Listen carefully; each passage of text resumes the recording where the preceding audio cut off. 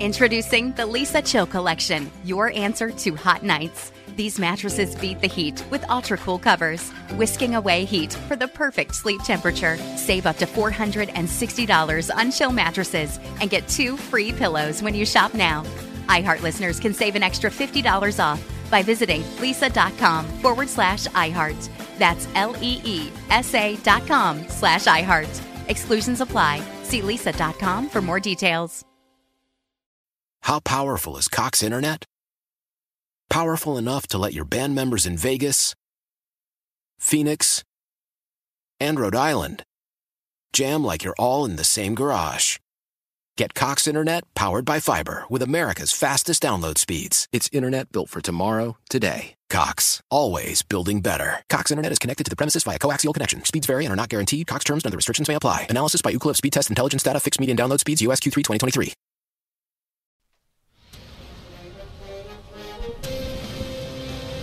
It's time for a Big Blue Kickoff Live. Nobody can ever tell you that you couldn't do it, because you did. On Giants.com. You know what I saw? New York Giant pride. And the Giants mobile app. 17-14 is the final. One touchdown, we are world champions. Believe it, and it will happen. Part of the Giants Podcast Network. Let's go out there like a bunch of crazy dogs. Have some fun. Happy Friday, everybody. Our final Big Blue Kickoff Live from the NFL Combine in Indianapolis. John Schmuck, Paul Dottino. Of course, Big Blue Kickoff Live is brought to you by Cadillac, the official luxury vehicle of the New York Football Giants. Joining us as friend of the program, you've seen him on our content a lot, Connor Rogers from NBC Sports. Connor, what's going on, brother? It's great to see you guys. Our annual chat, always a lot of fun, yes, man. Good always to be a lot with you of guys. fun. And we've been focusing on the top 10 a lot so far this week, so we know you dig deep. Okay. You can always find them on the Stock Exchange podcast, talking NFL draft all the time with Trevor Sikkema, who was our guest a couple days ago. Trevor did a great job.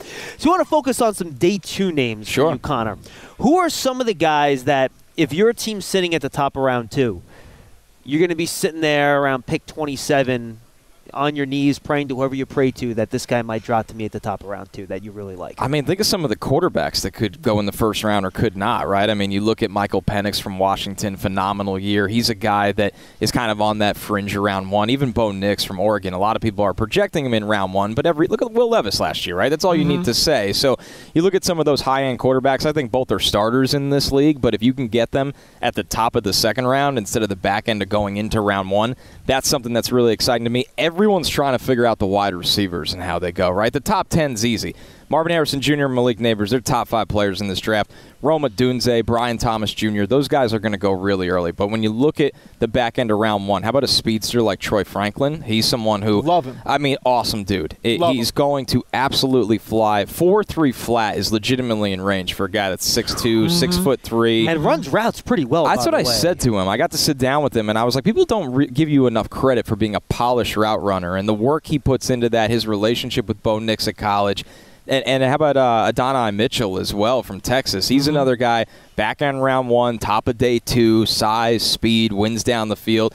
Everybody's in this stare down of, man, this wide receiver class is great. I got 14 in the top 75. That's pretty rare air. And how early are they going to go? Who's going to make it out of round 1? And then you look at the Giants, right? 2 more picks in the top 50 outside of that other first-round pick.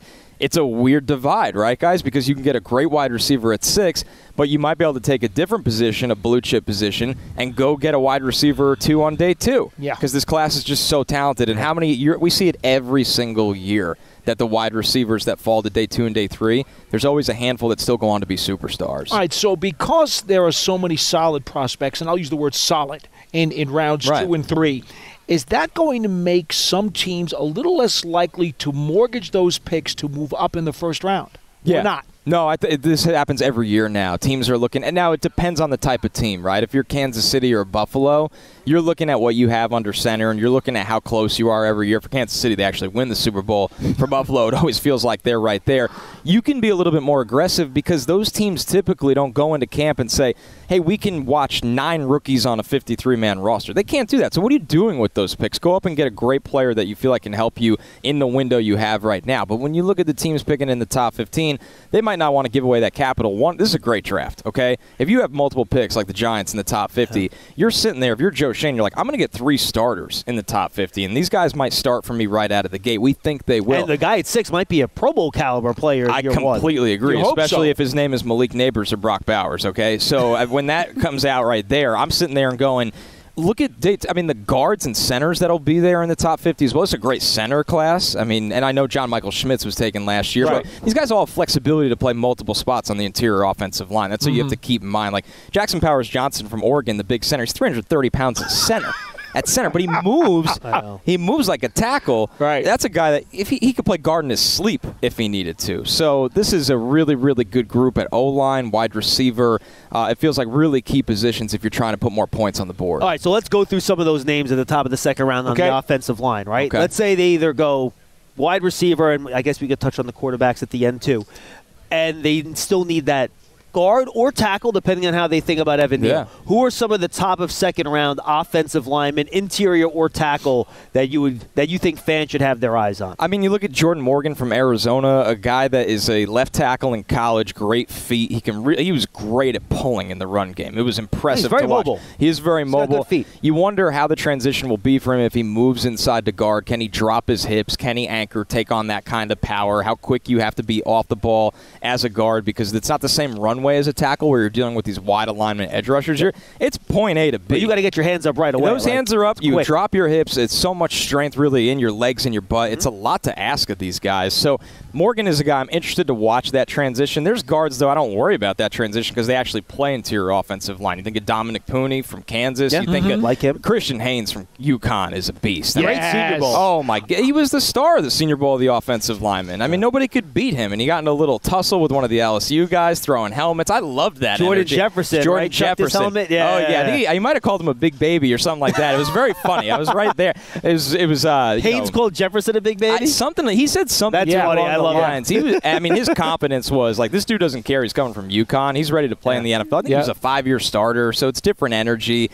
So those are guys that I love on rounds 2 and 3 on the offensive line. Where do you like Layden Robinson from Texas A&M? He's a weird one because 2 years ago I thought he could be a first-round pick. I mean, you look at the puzzling.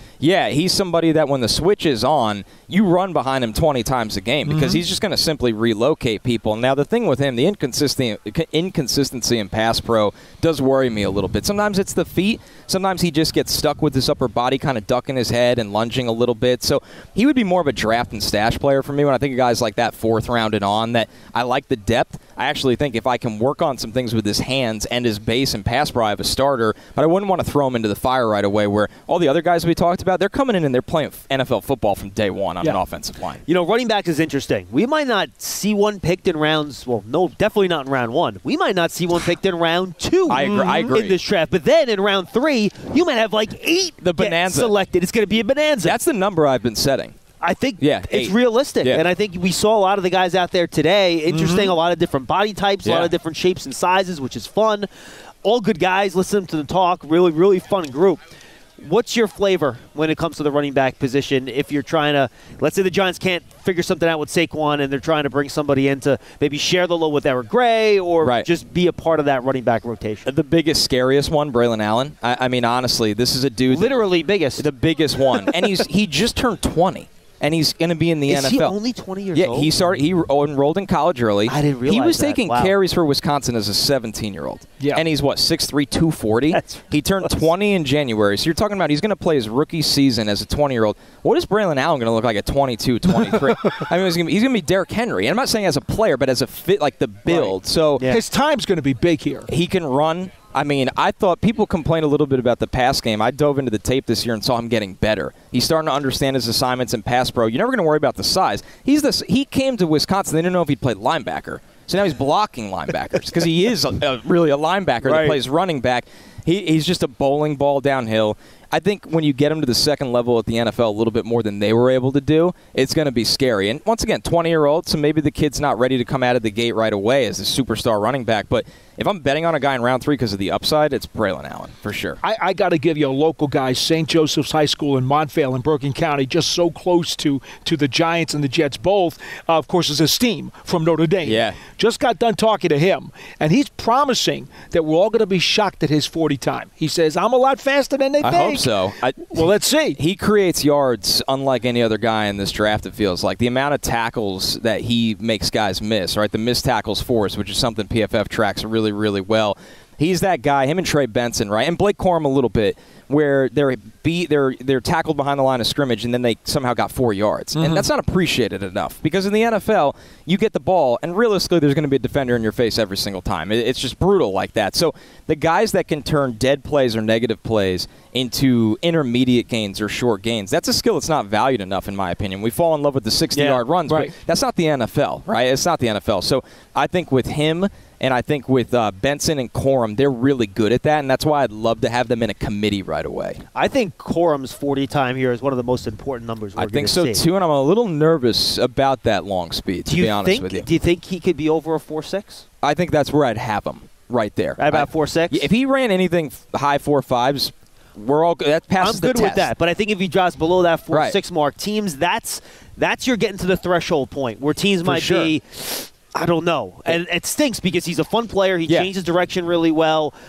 But that long speed could, I think, scare teams away a little bit. And it happens with the running backs, right? You know, the most recent guy I think of that is like Josh Jacobs. Josh Jacobs, I think, was a 4.6 guy, but his power was different. So it's hard to make that comparison. 20 pounds. Right. He just runs right through you. So, yeah, this running back class, it doesn't have that blue chip talent. You're looking for the depth talent.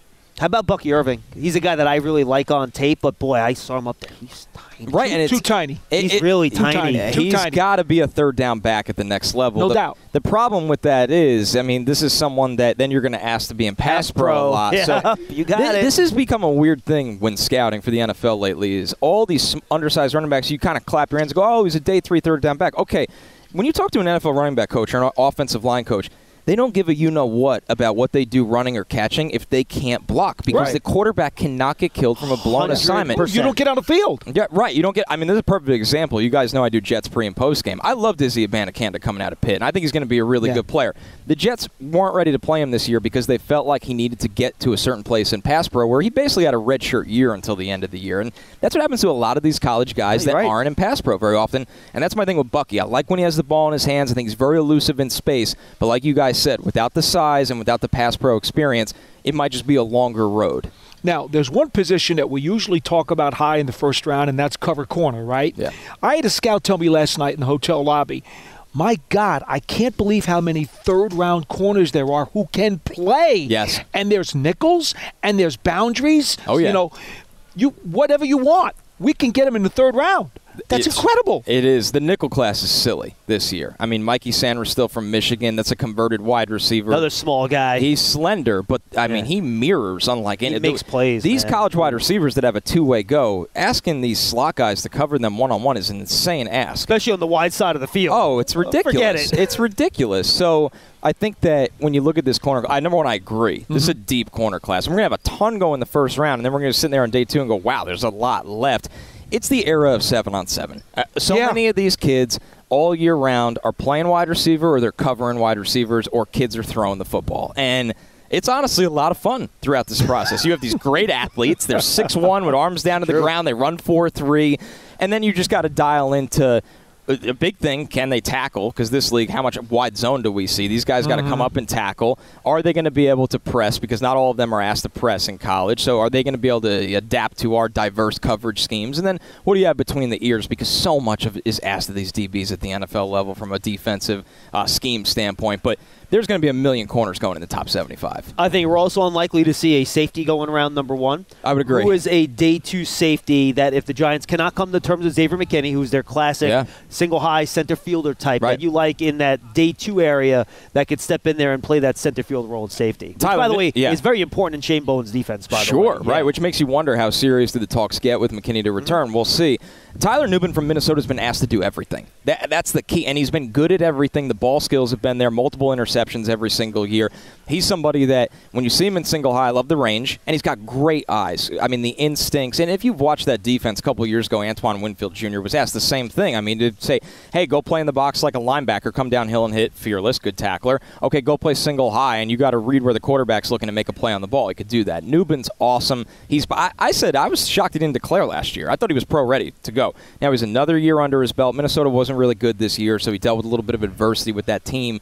And then, one more that I talked to here that was asked to do everything, and I think it hurt him, was Cam Kinchins. I think Kinchins had 11 picks over the last 2 years. And I said that to him, and he goes, I had 11 picks 1 year in high school. And and it's true. And with Kinchins, he played so much slot, wide corner, strong safety, on the line of scrimmage, and then he played free safety. But if you tell Cam Kinchins you're a free safety for 80 to 90% of our defensive snaps, he's going to get 6 picks if you have that comfort with him, right? And he's fearless coming downhill. Some other things are still catching up to speed with him where he's not a first-round safety or anything like that. But I think Miami put too much on his plate, and it limited some of his production. Interesting.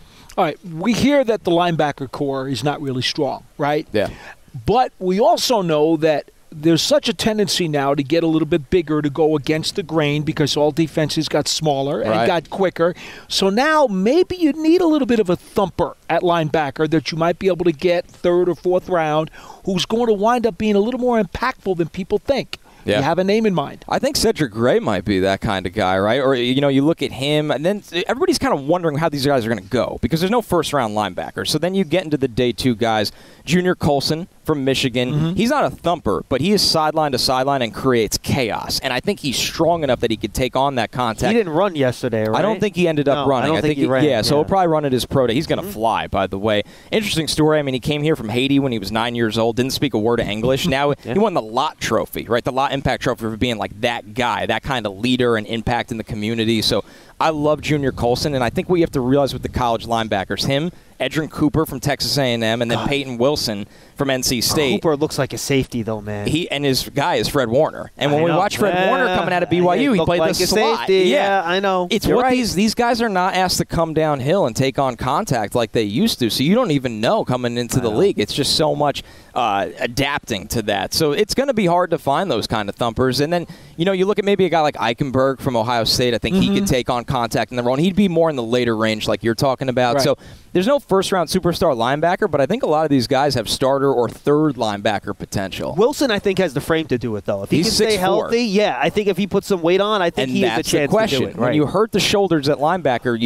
it gives you a little bit of a fear. And I hope for him because I really liked him, and I think he's had a long road to get there. And, he wins the Bednarik and he wins the Butkus in the same year. No one had done that since 2012. I mean, that's crazy. So if he could stay healthy, he probably would have went in the top 35 if he was healthy. Real quick, final question. I don't think we've asked one person about tight ends yet, have we? Well, we've talked about Bowers a little bit. Bowers, yes, but nobody else. Go ahead. I got a tight end after you do. Sure. Late day 2, early day 3 tight end that you like. Cade Stover. Class. It's Cade Stover from Ohio State. Well, he had a chip on his shoulder at the pole. Oh, he's intense. Huh? Oh, my gosh. I think that was the most, out of the sit-downs I did, I was on eggshells a little bit, in a funny way. He dropped an F-bomb at the podium. Yeah, he was the only guy I heard do the whole time. He is a tough dude. This is a dude that grew up on a farm. In the offseason, he still goes back and farms. That's his thing, hard work. He played legitimately played linebacker for Ohio State. I think he had double-digit tackles in a Rose Bowl. And then they flipped him to tight end, and he's played tight end for 2 years. This dude is tough. He is focused. He is all business.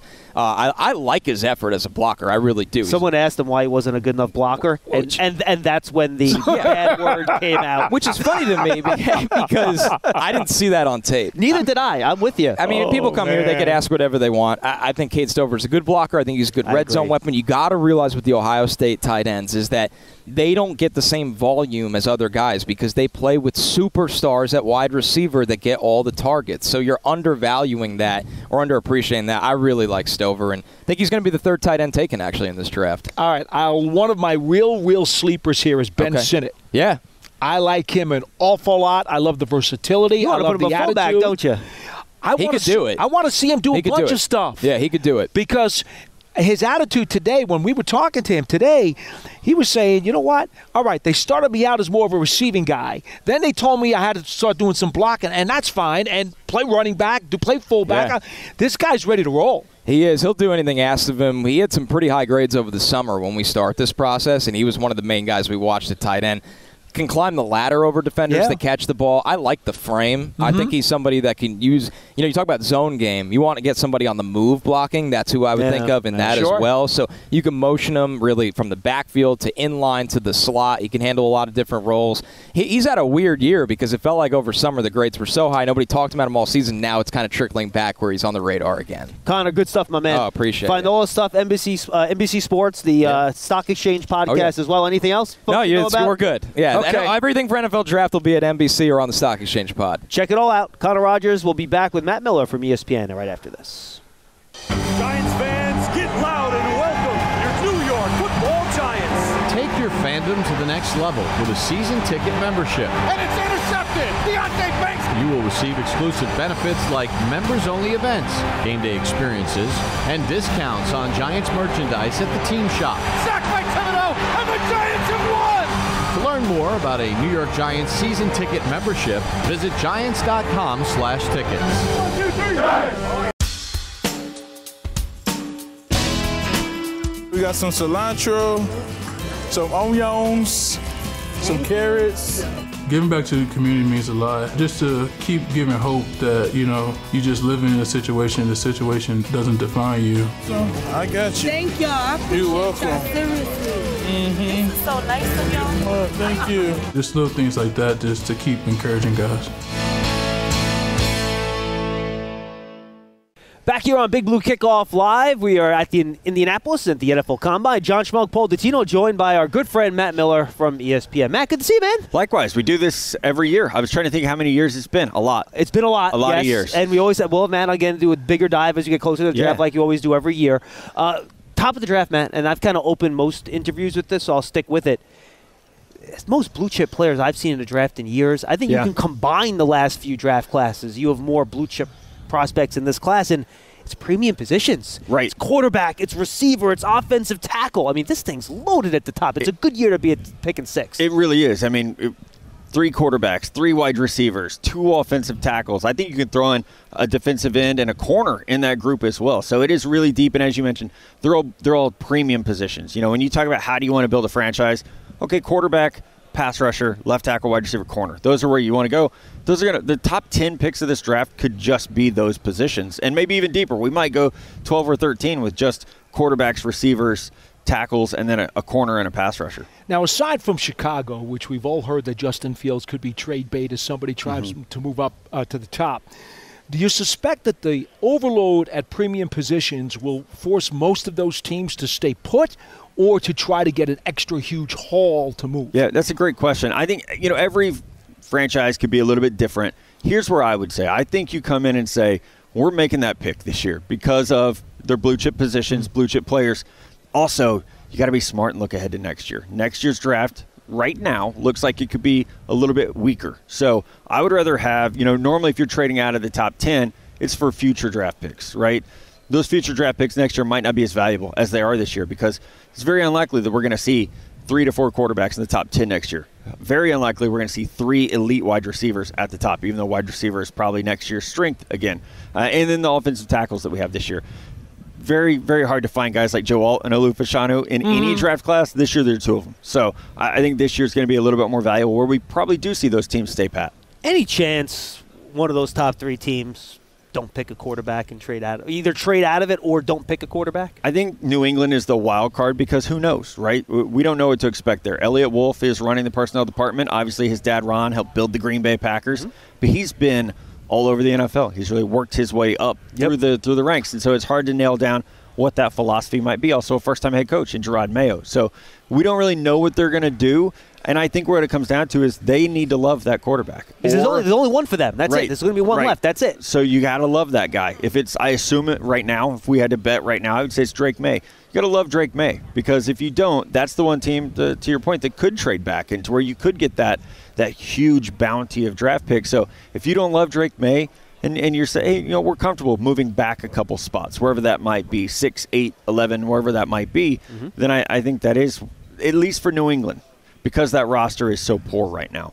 That's, I think, more intriguing. Washington, they've got playmakers. They've got some building blocks. They need the quarterback. Chicago, that's a good roster. This pick is not theirs. This is Carolina earning that number 1 pick. And they pick again at 9. Exactly. So they're going to get one of the blue chip guys anyway. Yeah, exactly.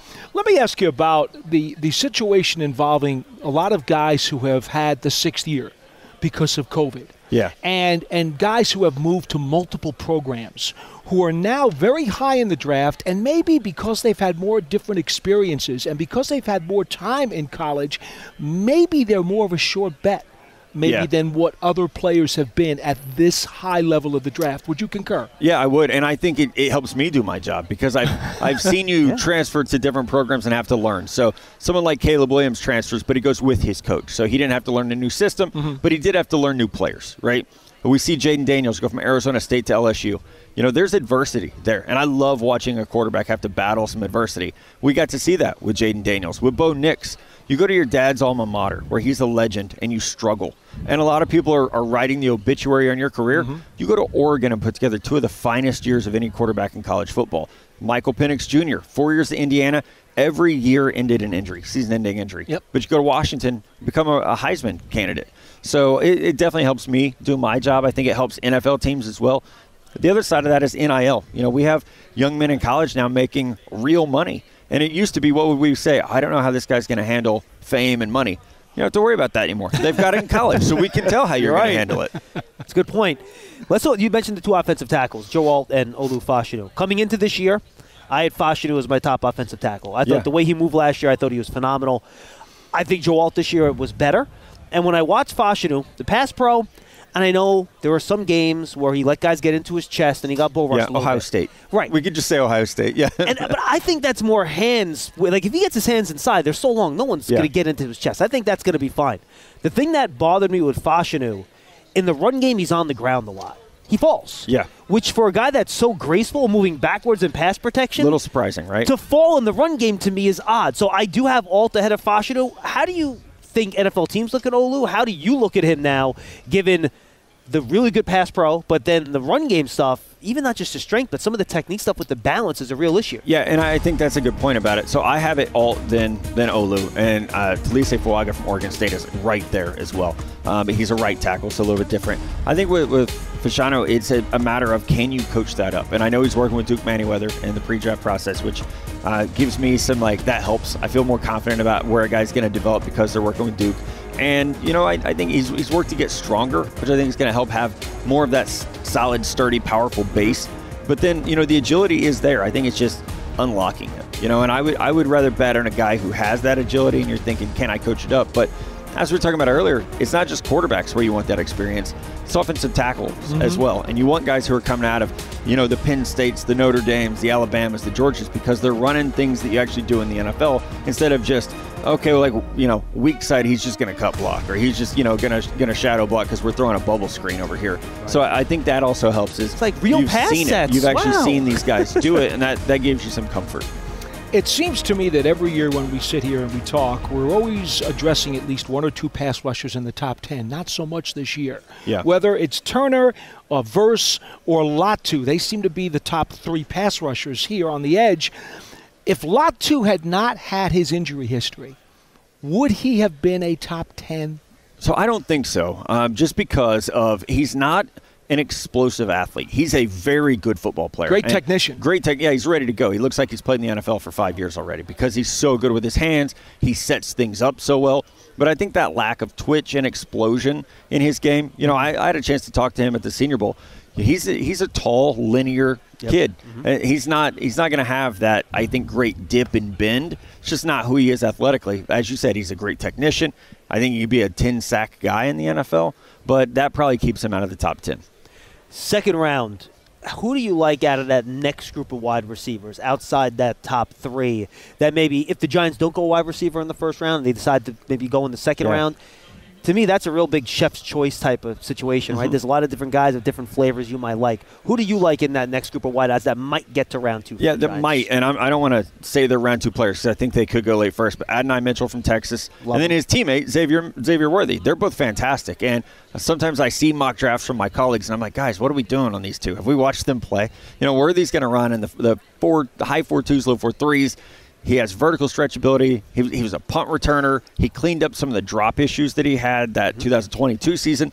And then A.D. Mitchell comes into Texas from Georgia, 6'4". He's running a 4.35 last week, hand-timed. He's going to – and you see it on tape. That's the thing about these guys. They're not just fast. Okay, well, straight line fast. You can see it on tape with both players. So I see mock drafts, and Kuiper's mock draft that came out today, Worthy was at 32, no A.D. Mitchell. And so if that's the way the wind's blowing in the NFL, someone's going to get a steal.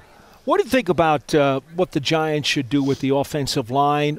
Some people are saying they got to grab one at 6. We know who the top guys are. Yeah. But if they don't do that, do you really believe that if there are 6 or 7 first-round offensive linemen, can they get somebody good enough, one of their 2 second-round picks, that can push for a starting job right away? I think so. I mean, we could be talking about centers. Jackson Powers Johnson from Oregon. Well, they got JMS. I don't think they're going to do that. Yeah, so guard. He can play guard, too. He can play guard. He's big enough to play guard. I love Cooper Beebe from Kansas State. Fantastic athlete.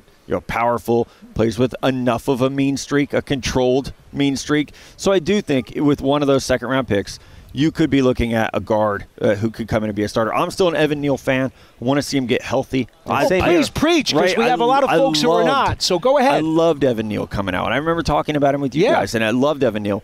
Let's give him a chance. Everybody wanted to write Andrew Thomas off his rookie year as well. Look at the rebound that he has made. Christian Darrisaw in Minnesota. People wanted to write him off early. We got to give these guys time to develop. And I think for Evan, you got to give him time to develop.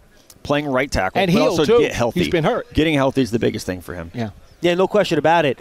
Giants might be in need for a running back. We might not see a running back picked into the third round this year. Don't take one of 6. Yeah, don't do that. Right? No, obviously, and I don't even think I wouldn't even pick one in the second round. There's so many of these guys. To be honest with you, I think you can wait till the third round. And you're going to be fine. But boy, you got a bunch of guys that are like really close on your board when you get to that spot. Who are the running backs you like from that group? I have 6 running backs with a third-round grade. I have 8 with a fourth-round grade. There you go. So that's where they're going to come off the board. So all of them, I think, are in that range. Jonathan Brooks from Texas coming off a November ACL injury. That could push him to the third round. I'm in love with Trey Benson from Florida State. 223 pounds, can catch the ball out of the backfield. Braylon Allen is a little bit of a throwback coming out of Wisconsin. He's going to be 240 pounds. Downhill runner with runaway speed, though. So I like both those guys. And I'll tell you one more name. Jalen Wright from Tennessee is going to put a show on this week. And I think he is somebody that even as a third, maybe fourth-round pick, could be a starting NFL running back. Like, he's your RB1 frontline guy. All right, we've heard that the corners are pretty deep. You can get slots and you can get boundaries.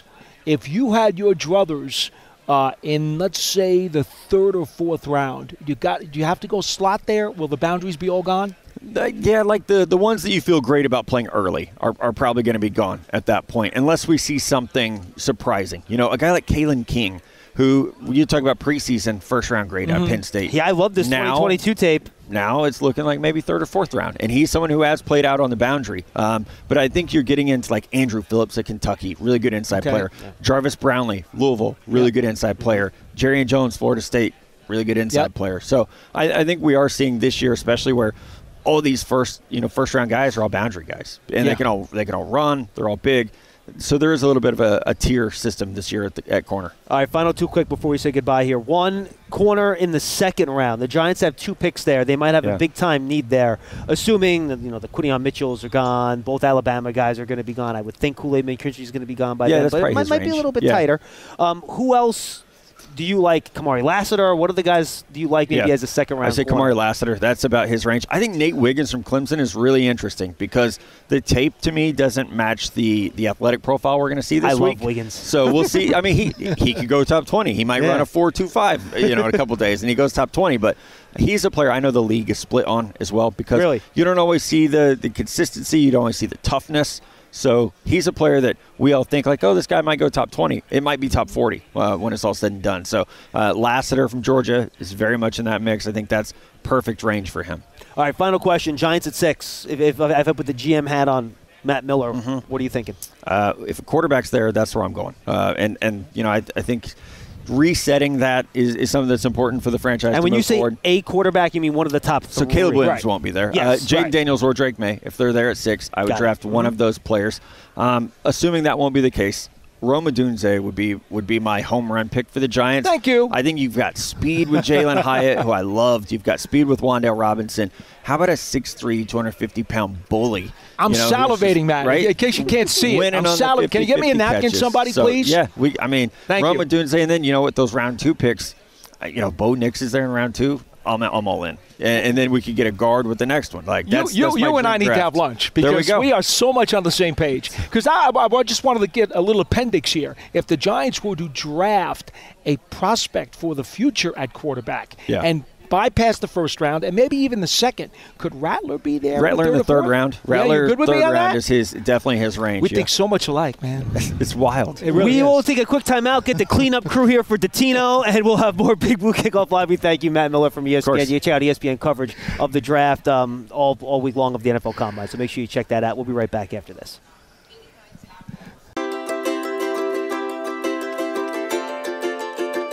Hey, how are you? Hi. I'm Kayvon. Nice to meet you. For me, it's just a blessing to always be that impact for somebody else. I always say try to be somebody to somebody. So when I go, I want my feet and my hands to move just as fast, right? It's been great getting to learn a lot, getting to meet a lot of kids. It kind of reminds you of where you used to be, and it reminds you of the impact that people have in your life. There you go. I think we had a tremendous impact on them, just being able to bring them a smile on the day and be able to, really interact with them and get to know them. And one more. Hey. Really getting to step back and enjoy the moment.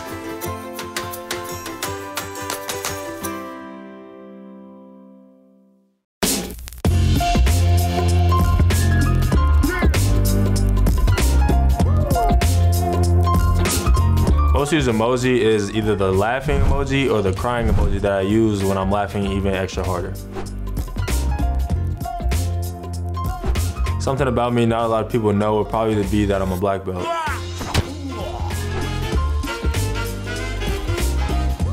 My favorite follow on social media is Rod Wave. I feel like I'm a huge Rod Wave fan. He's from around my hometown, so gotta follow him and see what he does with music he drops. My biggest pet peeve, man, I would say when people chew when they're talking when they're chewing. This is fantastic.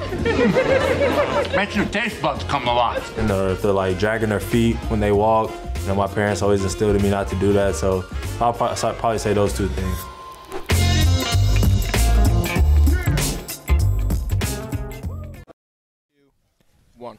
Back here on Big Blue Kickoff Live, presented by Cadillac, the official luxury vehicle of the New York Football Giants. Hey, Giant fans, score a taste touchdown with Hellmann's, the official mayonnaise of the New York Giants.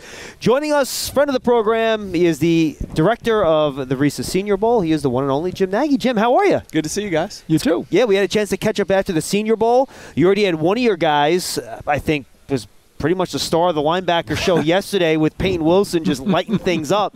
Your reaction to the first day of workouts and some of the stuff that your guys from the Senior Bowl did? Yeah, some really impressive stuff yesterday. Peyton ran. I talked to one team, they had him 4.41. I think whatever it was, 4.43 official. And he's not one of these 225-pound linebackers either. He's a bigger dude. Yeah, he's a 6'3", 240-pound guy. And not to derail this thing into the Peyton Wilson show, but I asked you about it. It's my fault. He plays so dang hard too. Like some guys, like when you've got instincts and then motor and you run low 4.4s, like, man, you're going to make a ton of plays.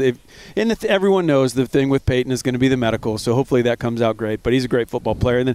And Braden Fisk, the defensive tackle, who really kind of started things off in Mobile, had a monster week for us. First player in Senior Bowl history to be traded, not really traded. So it was on the morning of the I get a text in the morning of the game at like 6:15 from one of the the national team's D-line coach. He's like, Jim, we only got 3 inside guys. I'm like, all right, give me a minute. And I ran to the office. I'm looking at the depth chart. And really the reason I picked Braden, nothing to do with talent, I knew he would do it. I knew he would flop teams. Like looking at how the guys were wired. Not casting any judgment on those other guys, but I knew Braden Fisk if I called him. So I'm like, hey, buddy, meet me by the escalators in 20 minutes. And he came walking out, and the 2 D-line coaches were standing there with me. And I said, I'm like, you ready to make some history? he kind of looks at me. I'm like, dude, you're about to be a legend. I'm like, we're going to flip teams. He's like, I'm getting traded. I'm like, no, it's not trade. Like, you're just getting moved. There's nothing going back in return for you, so it's not really a trade. He had a good day here, by the way. He ran whatever he ran, 4.75, 4.7. He was fastest D lineman, jumped high. The shuttle times were ridiculous. And if you watch him on tape, that shouldn't have been a surprise to anybody. No. And again, that's the thing about the combine. Sometimes these guys pop numbers, and it makes you go back to the tape, and you're like, I still don't see it. But yeah, if you didn't see the get off quickness, from you knew he was going to do. But more so than all the times, and like you can put your stopwatch down, and if you just watch the drills, like how does it look?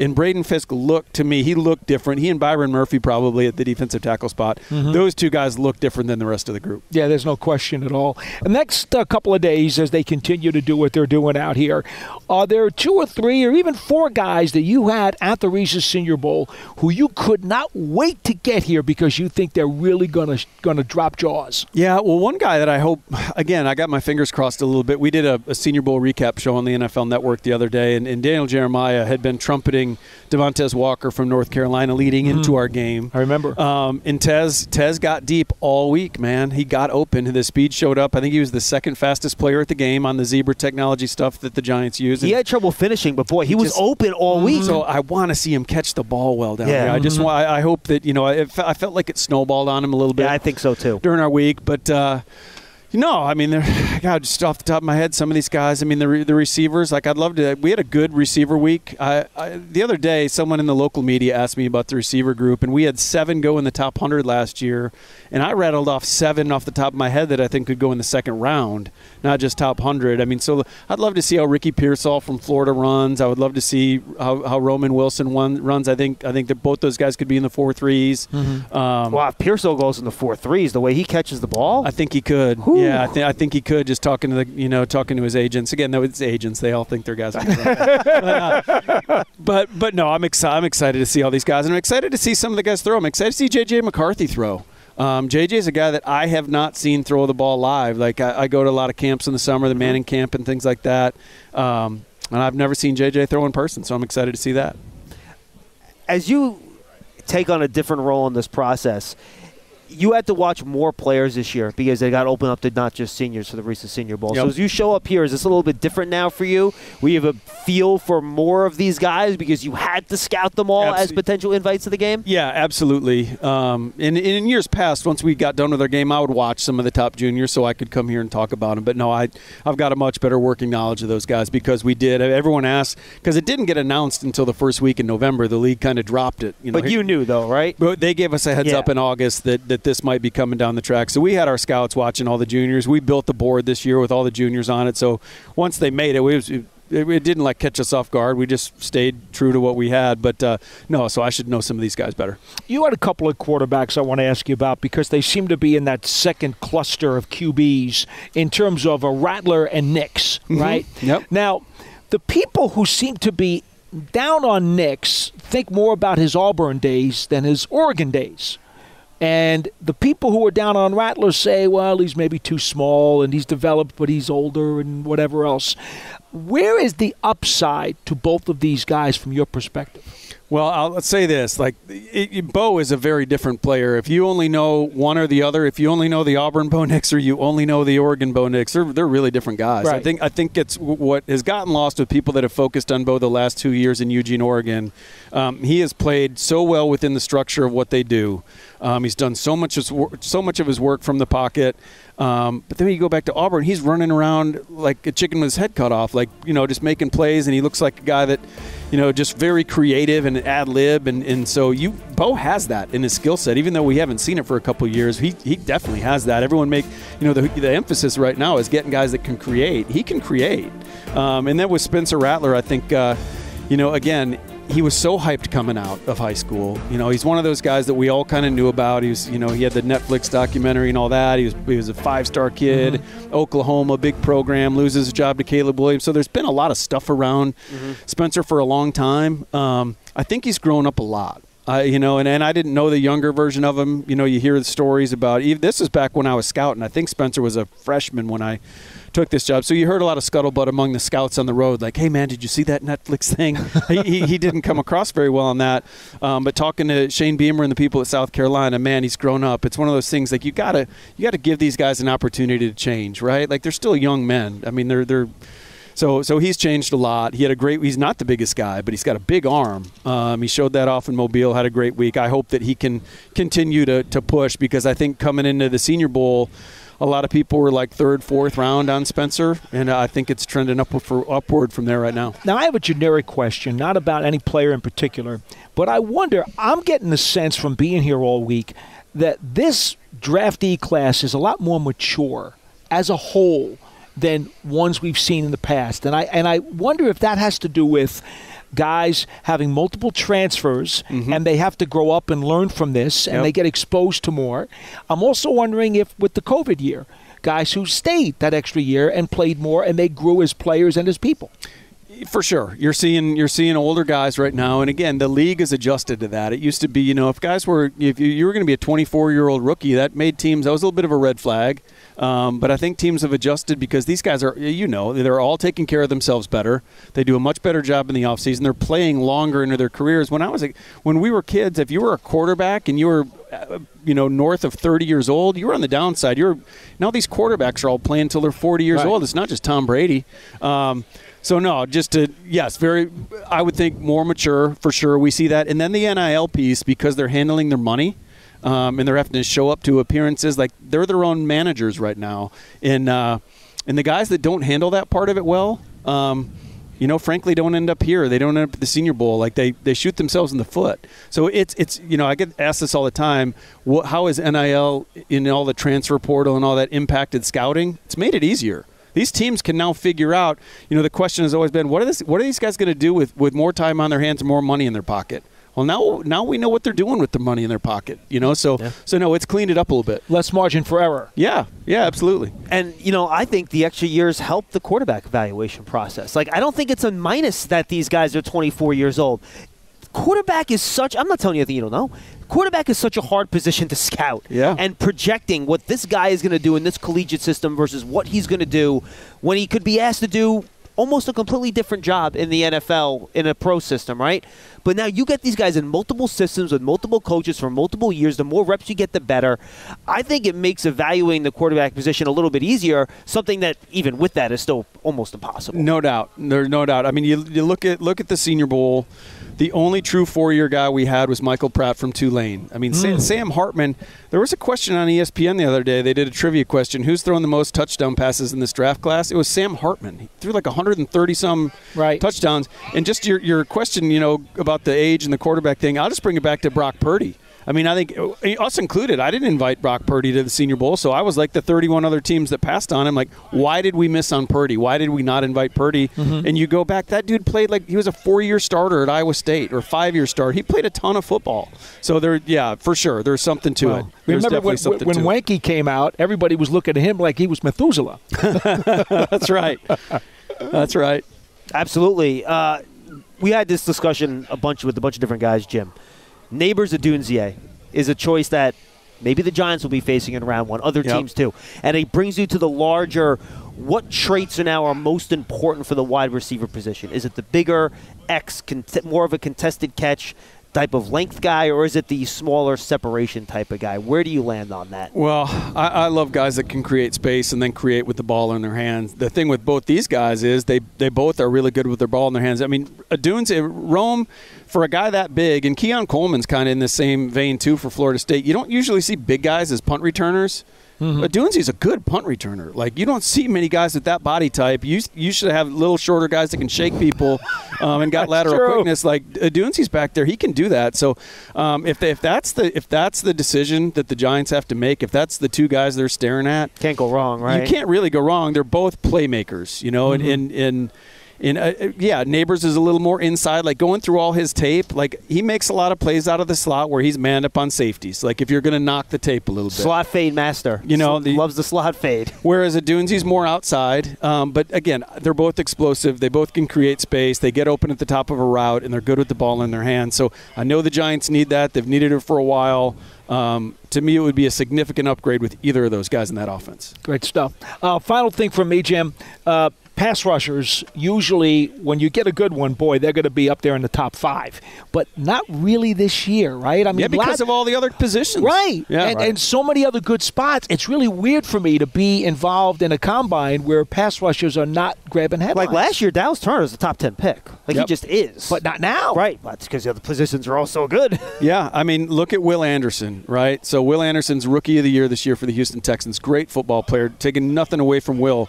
But like when you watch Will last year, the Alabama tape, you couldn't help but notice Dallas Turner. Mm-hmm. And just look at how he tested yesterday. A far superior athlete to Will Anderson. I'm not saying he's a better football player, but the pass rush upside because of the explosiveness and the bendability, because he's a bendier guy.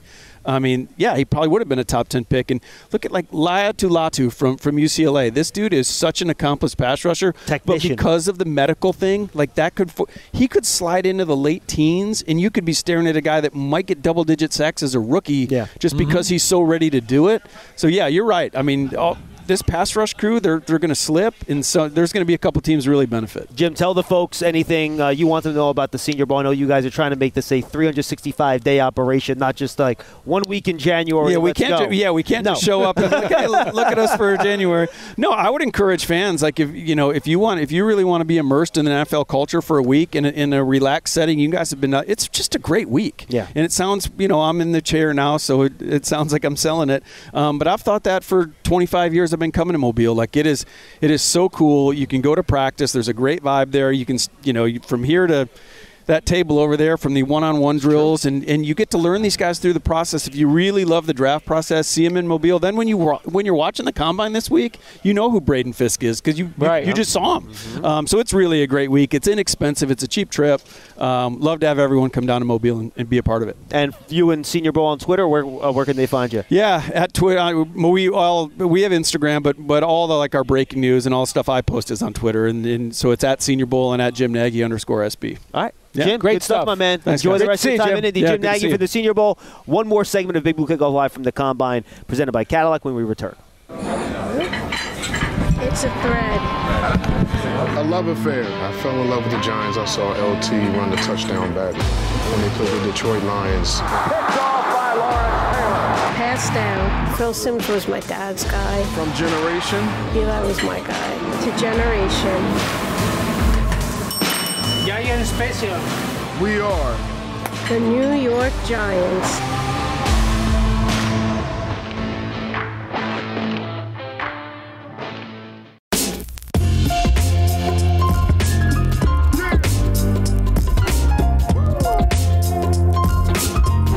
My most used emoji is laughing emoji.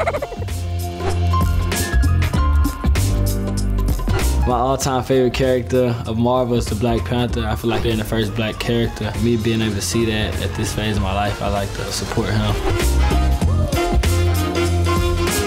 One thing about me that a lot of people don't know is that I'm 20 years old. You're young. You're so young. My biggest pet peeve is rushing. Rushing around, scrambling around, unorganized. Rush! You want to rush!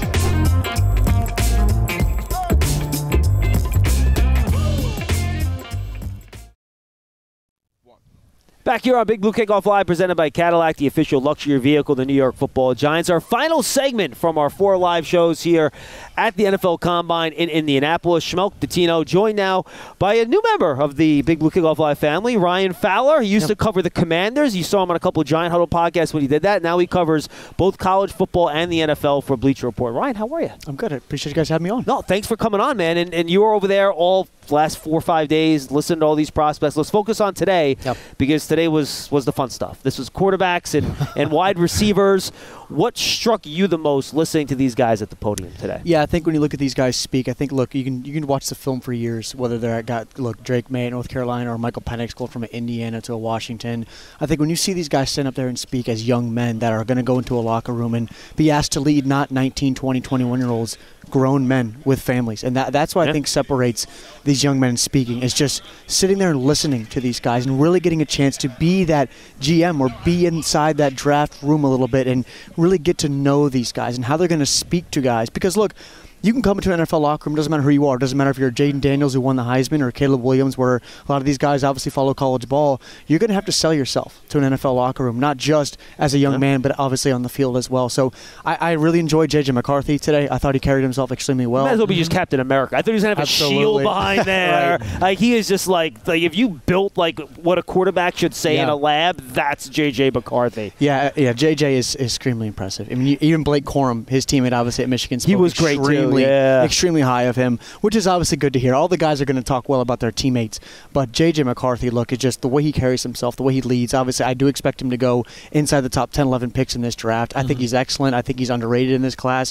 For me, he is QB4 in this class. I think Jaden Daniels, obviously, Drake May, and Caleb Williams, that's all the attention, but it's really that next tier, where those guys are going to go. And I think J.J. McCarthy, if he falls, let's say Justin Fields does not go to Atlanta, that offense with Zach Robinson, where that offense preaches efficiency, with the playmakers they have there, and they're going to add some guys possibly in this draft to pair with Drake London on the outside. I love that fit in Atlanta. I think J.J. McCarthy, I would love to see him in Atlanta. An NFC South Division, guys, that's wide open at this point in and time. They wouldn't have to move to get him either. Absolutely. They could probably sit and pick at 8 for him. I think it's interesting when you were talking about the podium, because every year when we come out here, I find myself at the end of the podium sessions writing down 2 or 3 guys and say they won the podium.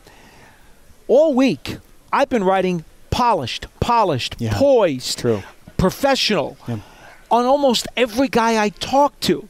It is amazing to me. I used the word mature to Jim Nagy earlier at how these guys really seem to get it. They seem to have all their things together, and it's across the board at all the different positions, not just the quarterbacks. And here's the thing, too, Paul, is that, look, we're in a different day and age now where these guys are getting media training from when they were in high school all the way through college now, where way back when this combine was different, even just a few years ago, guys from smaller schools, they would come up here and look like these bright lights in their eyes. It would kind of showcase themselves in sometimes a bad light. Guys from all different levels of school, even a guy like Dylan Laub from New Hampshire, hasn't had a ton of cameras on him at all. None of that, like Alabama. True. The guy speaks extremely well, and I'm right there with you. Every single guy, and I'm sure we're going to see it tomorrow when the big old linemen step up and they speak. Everyone has been extremely polished, as you mentioned, and speaks so well, not just of describing their own game, their teammates, and what they're also going to offer as a young man in an NFL locker room. Other things that jumped out to me, Jaden Daniels is very slender. Yes. I mentioned that with Nate Wiggins the other day. I joked that he's like a cartoon where if he turns sideways, he disappears. And Jaden Daniels isn't quite that, but he is slender. We'll see what. I don't think the weigh-in has happened for it yet. We'll see when that happens and how he weighs in. From the wide receiver group, I thought Jalen McMillan was really impressive, talking about the art of playing wide receiver. I don't think Marvin Harrison Jr. ever came out today. He did not. Correct? No. I did not see him. I didn't think he did either. I thought A.D. Mitchell and Troy Franklin were very polished. Ladd McConkey was good as you would expect. Keon Coleman, I thought, was pretty good. It's just such a mix of different. And I like looking at the body types for these guys. I think for the receivers especially, you want a slot?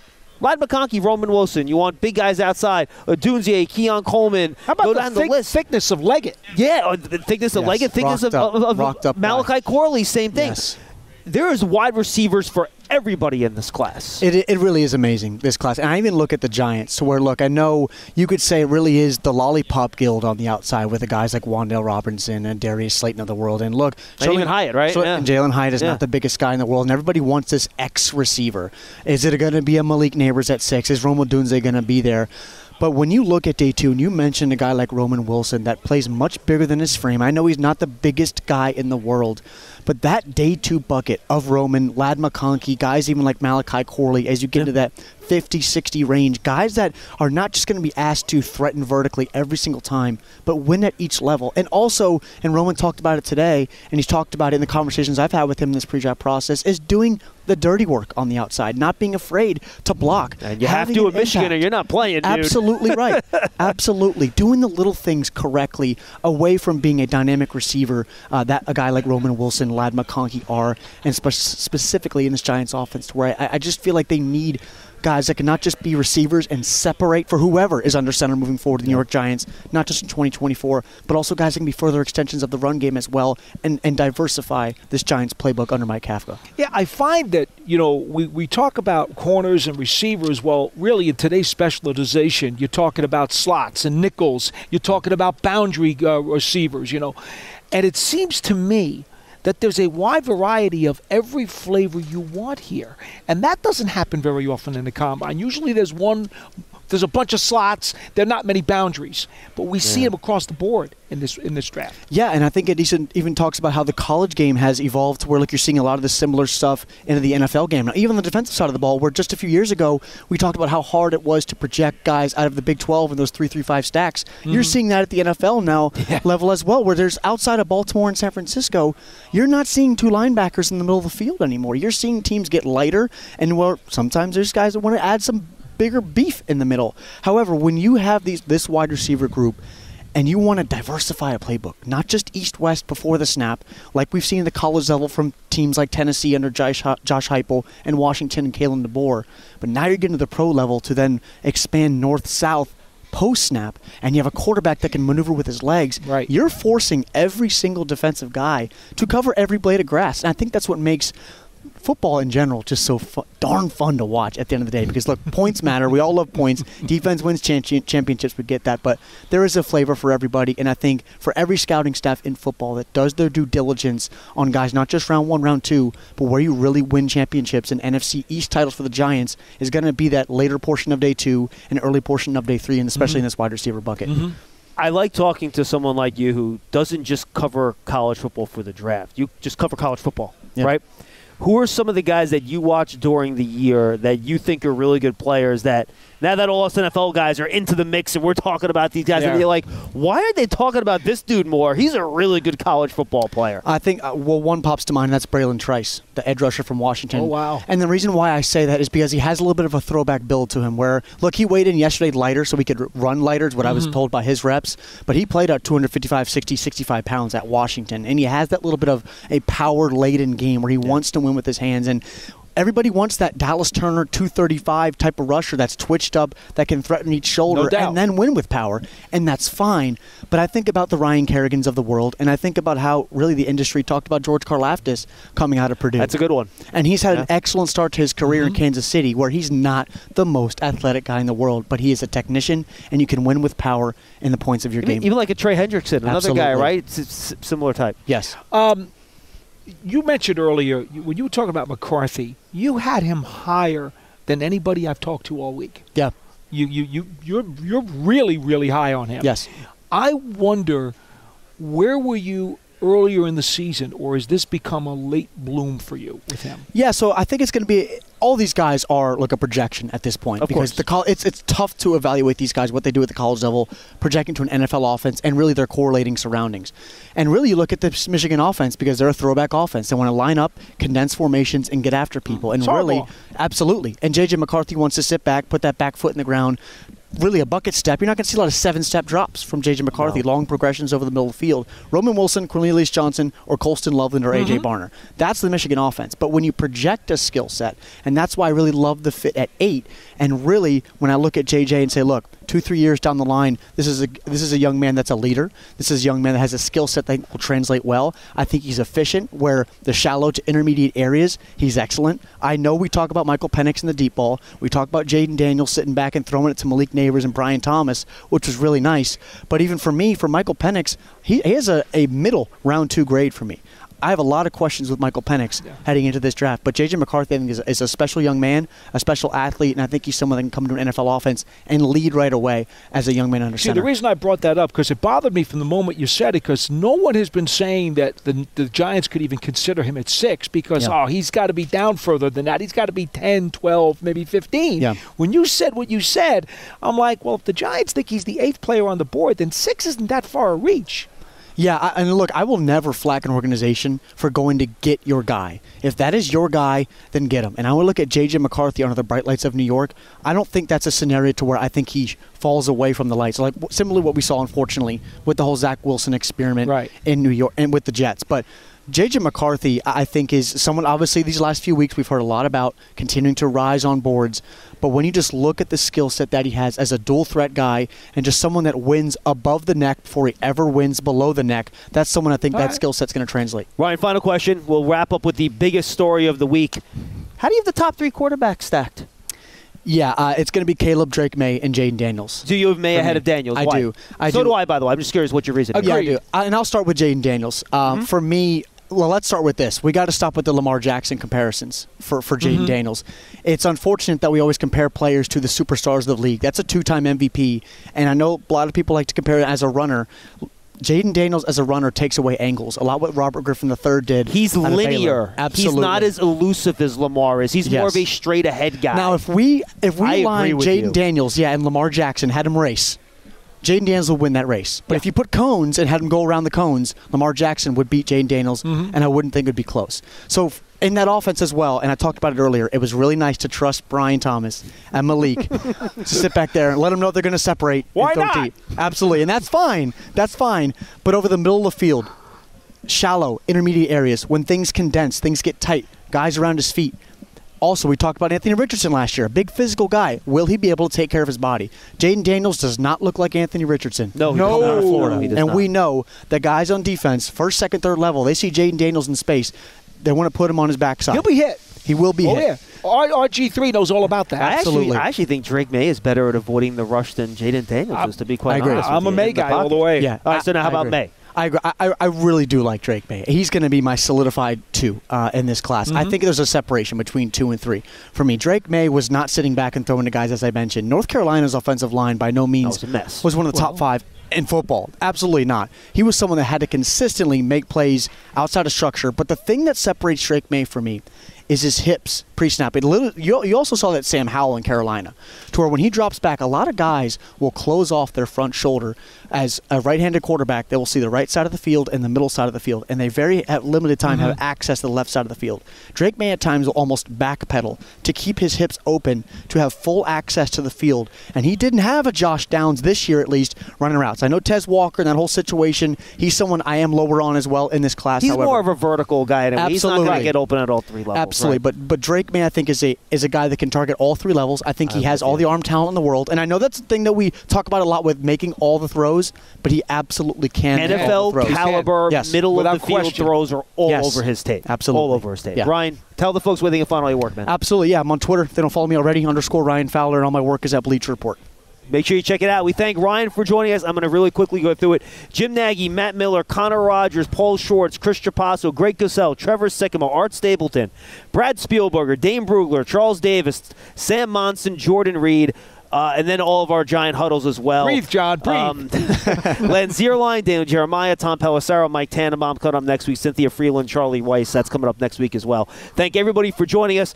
Thank you to Michael Becton here. Thank you to Pearson Butler here. Thank you to Madeline for being with us. Thanks to Paul, obviously, and thanks to Dom back in the shop and Charles back in the shop for doing a great job getting us on the air. All those great B-roll and graphics, that's all Charles Erdman did a great job.